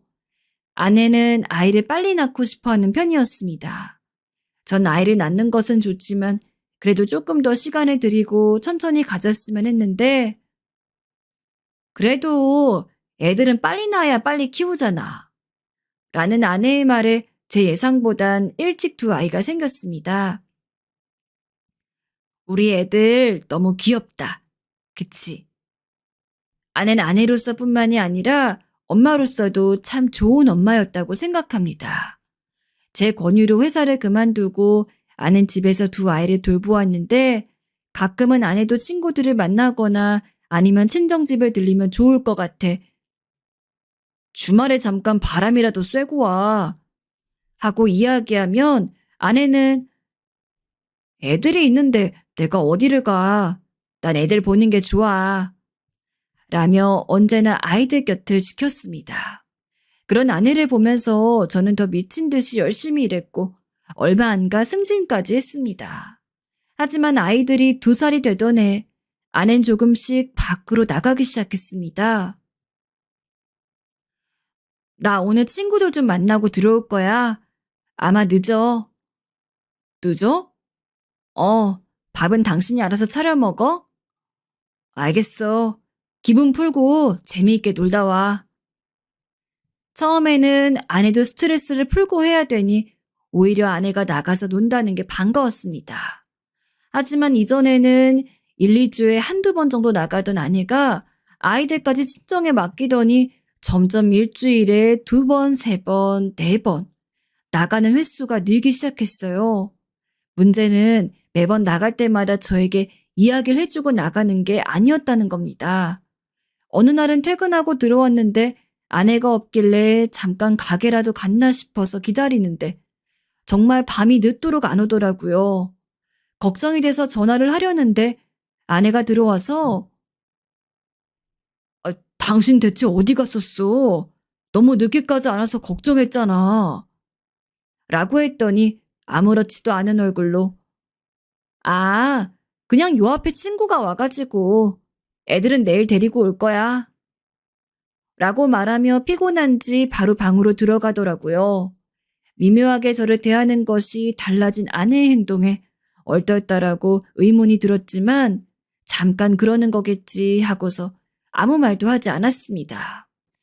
그러나 점점 아내의 행동이 도가 지나치고 말도 없이 외박을 하기 시작할 때부터 무언가 잘못됐다는 것을 느꼈습니다. 당신 나가서 친구들이랑 노는 건 좋은데 되도록이면 외박은 안 했으면 좋겠어. 그리고 최소한 외박을 하더라도 나한테 이야기는 해줘야지. 나 퇴근하고 돌아와서 당신 없으면 하염없이 걱정하며 기다리고 있는데 그런 거 정도는 배려해줘야 하잖아. 그리고 아무리 장모님이 애들 잘 봐주신다고 해도 이건 너무하잖아.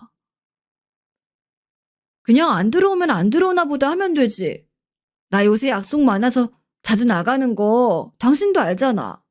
근데 어떻게 그걸 다 번거롭게 매번 얘기해? 언제나 저를 먼저 생각해주고 배려해주던 아내는 완전히 변했습니다. 이제는 제가 무언가 이야기하면 신경질적으로 대꾸했고 아이들은 돌보려고 하지도 않았어요.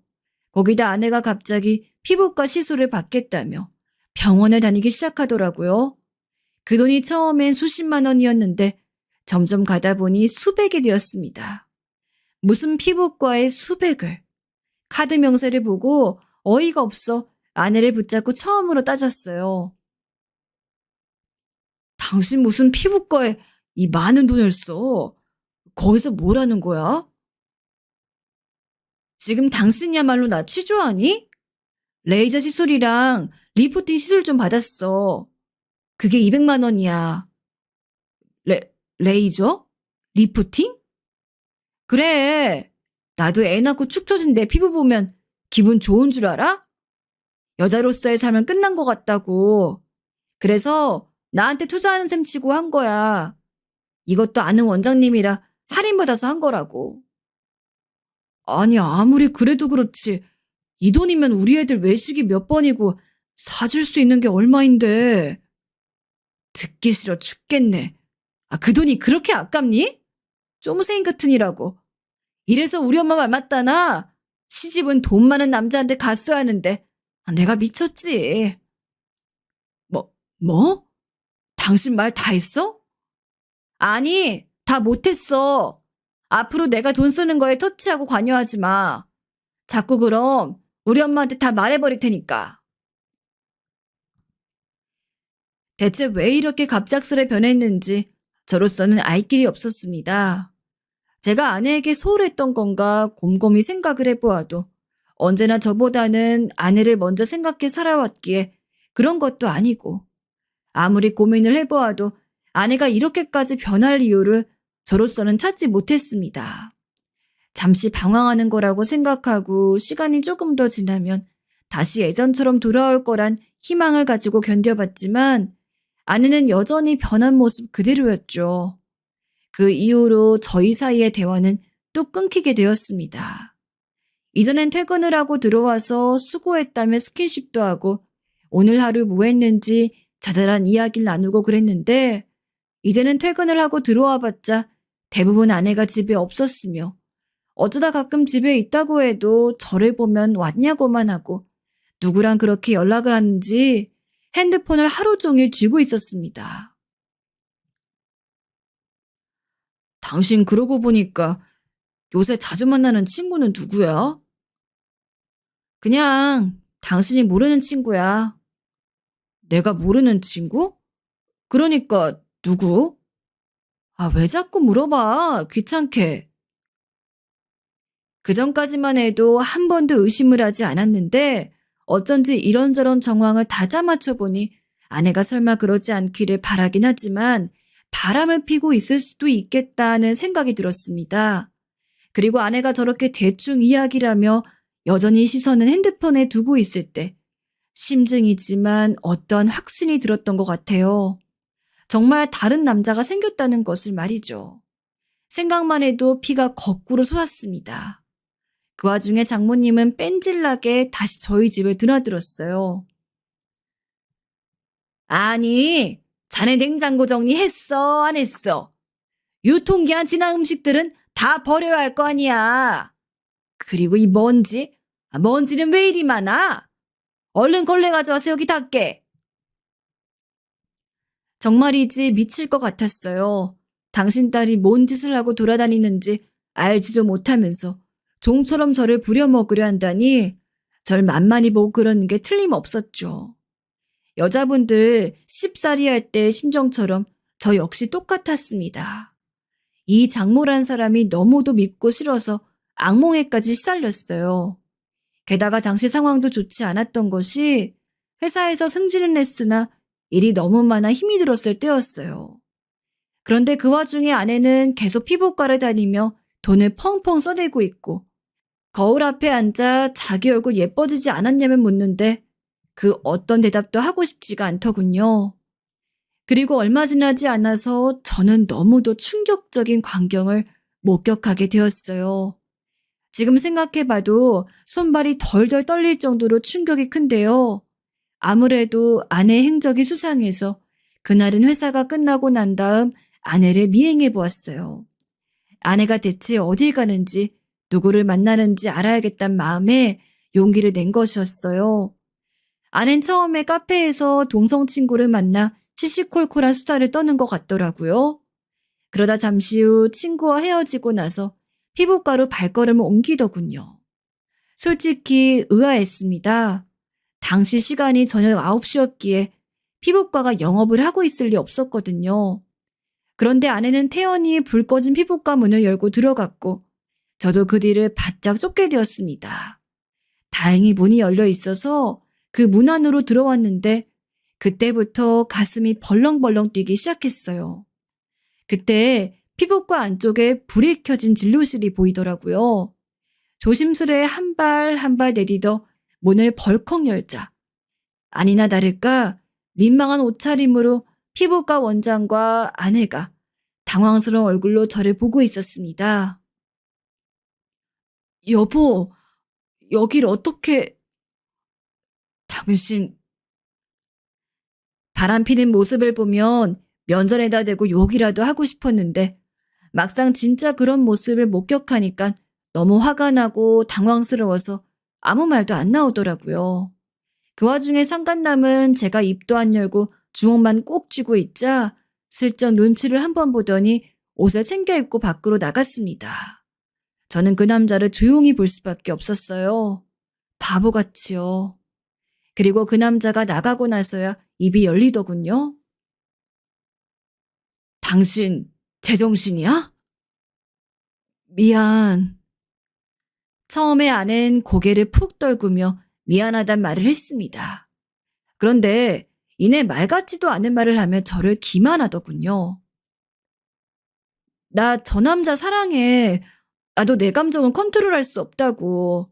하루에도 몇 번씩 고치려고 노력해봐도 마음이 안 따라주는 걸 나보고 어떡하라고.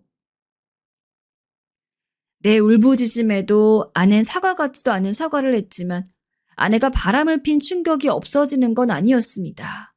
저도 점점 이성을 잃어가기 시작했습니다. 어떻게 만난 거냐고. 거의 멱살이라도 잡고 흔들 기세로 추궁을 하자 아낸 그제서야 이야기하더군요. 피부과 원장이 사실 오래 알고 지낸 동창이라고 말이죠. 그렇게 자주 만났다 눈이 맞은 모양이었습니다. 당신이랑 애들한텐 나쁜 짓 했다고 생각해. 하지만 사람 마음이 그런데 어쩌겠어. 저 사람 나 정말로 생각해주는 사람이야. 물론 당신도 나에게 잘해줬지만 솔직히 결혼하고 나선 연애할 때만큼 당신이 좋지가 않더라. 미안해 여보. 우리 이혼하자. 내가 짐 싸서 나갈 테니까 당신도 당신대로 잘 살아. 뭐라고? 이혼? 저는 그 앞에서 아무 말도 할 수 없었어요. 아내가 이야기하는 것들은 믿을 수도 없었고 그거를 쉽게 받아들일 수도 없었습니다. 아내는 정말로 진지하게 꺼낸 이야기였는지 저한테 하는 말이 끝나자마자 피부과를 나가더군요. 그리고 본인 여행용 캐리어에 짐들을 잔뜩 담고서는 저에게 한마디 하더군요. 애들은 당신이 키워. 당신 엄마 역할도 안 하겠다는 거야?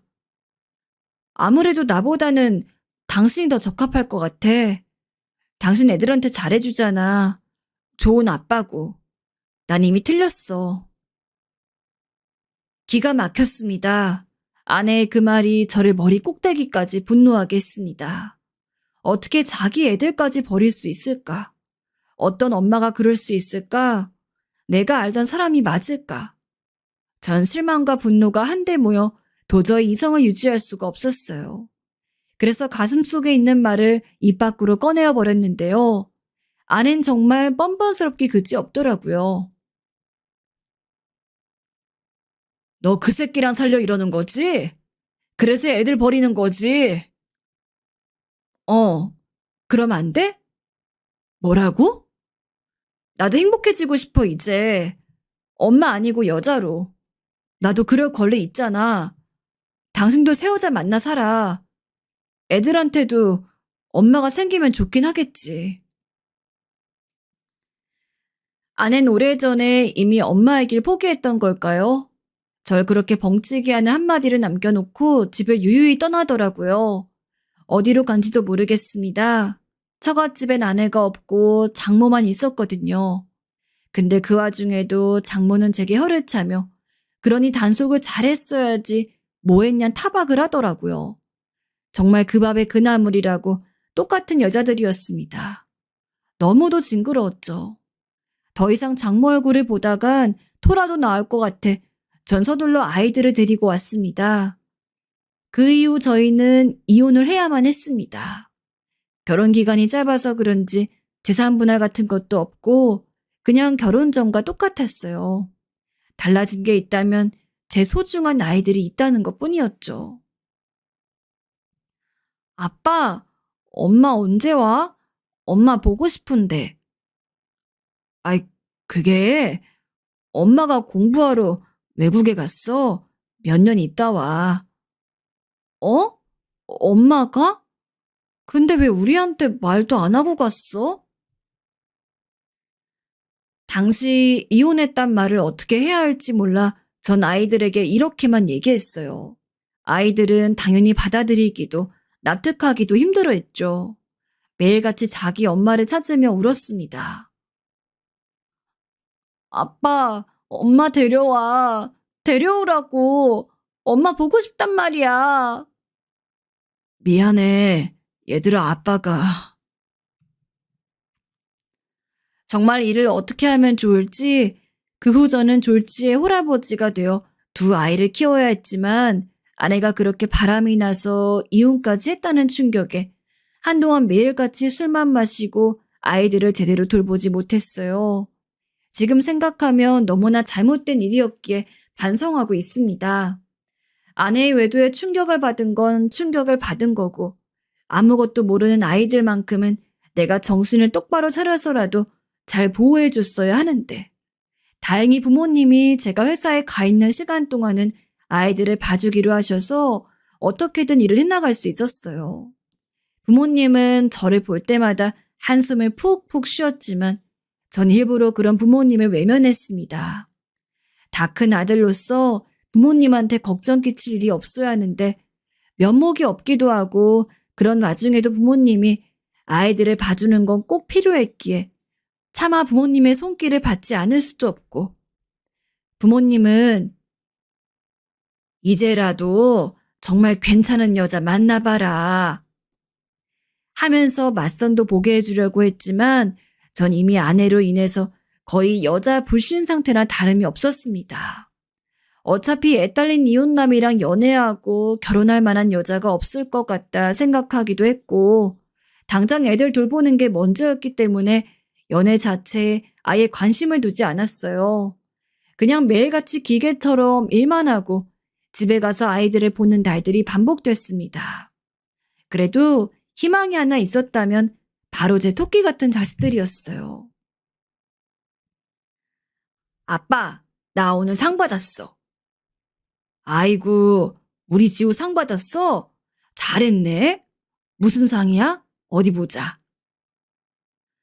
아이들이 엄마가 없어도 언젠가부터 여기에 적응이라도 한 건지 더 이상 엄마를 찾지 않고 제 말을 잘 들으며 자라주었거든요. 아빠 힘들다고 고사리 같은 손으로 요리를 해주겠다고 하고 설거지도 하러 하고 어찌나 기특하던지 그런 애들을 보고 있으면 마음 아픈 세월이 보상이라도 받는 것처럼 기쁘고 행복했습니다. 우리 지우랑 은지 덕분에 아빠는 무지 행복해. 정말? 우리도 행복해, 아빠. 그래서 여느 아빠와 달리 표현도 많이 했던 것 같아요. 저희 아버지는 저에게 무뚝뚝하신 분이었지만 전 그래도 제 자식에게만큼은 다정하고 온화한 아버지가 되어주고 싶었기 때문에 사랑한다는 말도 아끼지 않았고 자식이 원하고 하고픈 일이 있으면 어떻게든 시간을 내어 같이 해주려고 노력했죠. 또 아이 2명을 혼자 키우는 아빠로서 엄마 없는 티가 날까봐 혹여나 그런 일이 생겨 아이들이 상처를 받을까봐 걱정되었기 때문에 최대한 엄마의 빈자리를 많이 채워주려고 노력했던 것 같아요.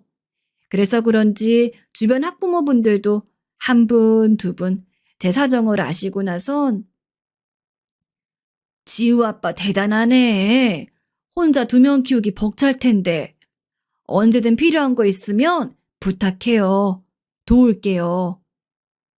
하며 저를 도와주려 하셨어요. 새삼 그때 아이 키우는 아빠로서 주변 사람들의 소중함을 많이 느끼곤 했습니다. 물론 저희 어머니도 많이 도와주셨습니다. 지친 저를 늘 따뜻한 품으로 받아주시고 제 얘기 조금이라도 들어주시려 한 분이 저희 어머니시죠. 잘하고 있다 아들 하면서 언제나 격려해 주신 어머니. 어머니를 생각하면 괜히 노후에 저 때문에 이런 고생을 하게 하는 것 같아 죄스러운 마음이 크지만 어머니는 내색 한번 안 하시고 아이들을 정성껏 돌봐주시고 도와주셨어요. 그 사이 어머니께선 몸이 안 좋아지셔 병원 신세를 지기도 하셨습니다. 저에겐 괜찮다는데 매일 아침 허리를 부여잡고 일어나시곤 하셨어요. 어머니, 조금이라도 쉬세요. 아이들은 제가 돌볼게요. 사람 고용하면 돼요. 아니다. 저 강아지 같은 것들을 누구 손에 맡긴단 말이야. 내가 할 수 있다. 넌 신경 쓰지 말고 일 봐라.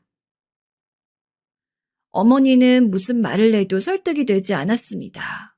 오로지 자기 손으로 키워야 마음이 편하다며 잠도 못 주무시고 제대로 허리 한번 못 펴신 채로 그렇게 손주들을 돌봐주시곤 하셨죠.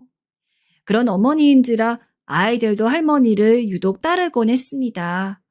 아마 아이들이 엄마의 빈자리를 크게 느끼지 못하고 큰 것은 제가 아니라 어머니 때문일 겁니다. 그러기를 어느새 10년이 되었고 아이들도 어느덧 중학교 진학을 앞두게 되었어요. 그런데 한 가지 걱정이 생기더라고요. 요즘 학교 왕따 문제가 많잖아요. 요새 이혼하는 가족이 많다고 해도 엄마가 없는 애들이라는 건 아직까지 어떠한 편견을 받고 살기 때문에 괜히 학교에서 엄마가 없다는 이유로 놀림이라도 받으면 어쩌나 그런 걱정이 들더군요. 허나 그런 제 걱정을 우리 아이들이 먼저 알아챘는지 고맙게도 아빠, 우리 친구도 잘 사귈 수 있고 하니까 걱정하지 마. 하며 저를 안심시켜 주었어요. 누굴 닮아 일이 똑부러지고 마음이 착한지 아이들과 함께하는 것만으로도 축복이고 행복한 일상이라 느끼었습니다. 거기다 당시 저는 회사에서 나와 사업을 하게 되었는데 그 사업까지 잘 되어 저희 친정 부모님에게도 그렇고 아이들에게도 더 많은 것들을 해줄 수 있게 되었어요. 그런데 생각지도 못한 사람이 저와 아이들이 사는 집으로 찾아오면서 그 평온이 깨지고 말았어요. 꿈에서도 마주치고 싶지 않았던 사람, 바로 전 아내였죠. 여보, 내 얘기 좀 들어줘. 당신이 무슨 염치로 여길 와? 당장 나가. 여보, 제발 한 번만. 대체 뭘 이야기하려고 하는지 아내는 졸지에 무릎을 꿇고 앉았고 전 아내에게 막말을 쏟았습니다. 하지만 그런데도 마음이 풀리지 않아 계속 씩씩거렸죠. 제가 분을 감추지 못하고 있자 아내 무릎을 꿇은 상태로 눈물을 흘렸습니다. 미안해. 이렇게 다시 찾아와서. 근데 나 정말로 후회하고 있어. 그때 그 사람 따라간 거. 나한텐 당신이랑 우리 애들밖에 없었는데. 이제 와서 그런 이야기 해봤자 소용없는 거야. 나가. 나 그 남자 아이가 생겨서 낳았어. 근데 애가 어린 나이부터 희귀병에 걸려가지고 지금 너무 아파. 수술을 꼭 해주고 싶은데 돈이 없어서 수술도 못 해주고 있어. 당신과의 아이는 아니지만 그래도 내 뱃속으로 낳은 아이잖아. 하루하루 정말 죽는 심정으로 살고 있어. 그러니까 지금 수술비 받으러 온 거야? 여보, 병원비 5천만 원만 해주면 애 수술시키고 나 다시 여기로 돌아올게. 약속할게, 정말. 아내는 눈물을 흘리며 계속 돈을 요구했고 제가 안 된다고 하자 그 뒤에도 제 집 앞을 서성거렸습니다. 그러면서 이젠 애들까지 걸고 넘어서더라고요. 애들한테는 엄마가 필요해. 당신도 알잖아. 애들 생각해서라도 한 번만, 어? 솔직히 그 말에는 아주 조금 흔들렸어요. 정말 정신 차린 걸까? 다시는 다른 사람이랑 바람 안 필까? 그리고 나랑 우리 애들한테 집중해주고 다시 예전처럼 사이좋은 가족이 될 수 있을까? 허나 저는 이미 그 답을 알고 있었죠. 그래서 아내가 몇 날 며칠을 저를 설득하는 동안 아내가 없는 사이 몰래 잠깐 아내의 뒤를 밟아보았습니다. 아내와 바람핀 그 피부과 원장을 찾아간 거였죠. 그런데 거기서 또다시 너무도 충격적인 이야기를 들었어요. 아, 저 그 여자랑 끝난 지 오래예요. 그 여자 저랑 만나면서 바람났거든요. 뭐라고요? 상상치도 못한 얘기에 어처구니가 없었지만 저는 겨우 정신줄을 붙잡고 병원을 나와 하나하나 생각해 보았습니다. 그럼 왜 아낸 나에게 온 걸까? 개인적인 빚이 생긴 걸까? 조각을 맞추다 전 아내를 찾아갔고 강하게 추궁을 하기 시작했어요. 그러자 아내가 저에게 싹싹 빌며 그러더군요. 사실은 사채를 썼다고. 장모와 함께 무슨 투자를 했는데 그게 말아먹으면서 큰 빚이 생겼다는 겁니다. 빚을 막으며 사채를 썼는데 그 이자가 눈덩이처럼 불어나 못 갚을 지경이 되었다고. 저는 그 얘기에 기가 차서 웃음이 터져 나왔습니다. 거짓말에 거짓말을 반복하던 여자가 결국 이 지경이 되어 저를 찾아왔다니 참 한심스러웠어요. 그런데 여기서도 가관인 건 장모였어요. 장모는 그냥 어느 날 허락 없이 저희 집에 들이닥쳐 저에게 그러더라고요. 자네 오랜만이네 그려. 내가 집 청소도 다 해놨고 애들도 좀 돌봐주었네. 공부도 봐주고. 자네 일하고 와서 피곤하지? 얼른 쉬게. 내가 밥 해줄 테니. 아빠, 지우가 문 열어줬어. 그래, 우리 손주들이 문을 열어주더구나. 아유, 이 귀여운 것들. 알고 보니 아이들이 할머니의 얼굴을 기억하고 문을 열어준 거였어요. 거기다 더 웃음이 났던 건 아내까지 앞치마를 메고 아이들 엄마 행세를 하며 앉아있더군요. 전 거기에 너무 화가 나 둘 다 지금 당장 이 집에서 나가라고 소리를 꽥 질러버렸습니다. 여보, 자네 그러지 말고 내 얘기를 좀 들어보게. 내가 그간 자네 섭섭하게 했다는 거 알아. 근데 이 아이들 불쌍하지도 않은가? 하다못해 엄마도 없는 애들을 어떻게 자네가 키우겠다는 거야. 이제 와서 돈 때문에 이러는 거 부끄럽지도 않으세요? 저 당해드릴 만큼 당해드린 것 같은데. 결혼 생활 내내 사람 하나 바보 만드시더니 이젠 아쉬워서 저에게 잘해주시려고요? 죄송하지만 이젠 저에게 장모님도 아니신 분, 제 집에 더 드릴 이유 없습니다. 나가주시죠. 이혼한 아내와 장모는 즐기게도 저에게 매달렸어요. 어떻게든 자기들이 잘 해보겠다며 한 번만 용서해달라면서 말입니다. 애들 앞이라 더 말도 못하고 한숨이 폭폭 나왔어요. 그런데 그때 갑자기 뒤에서 저희 어머니가 마침 장을 보고 집에 들어와 이 광경을 목격하게 되었습니다.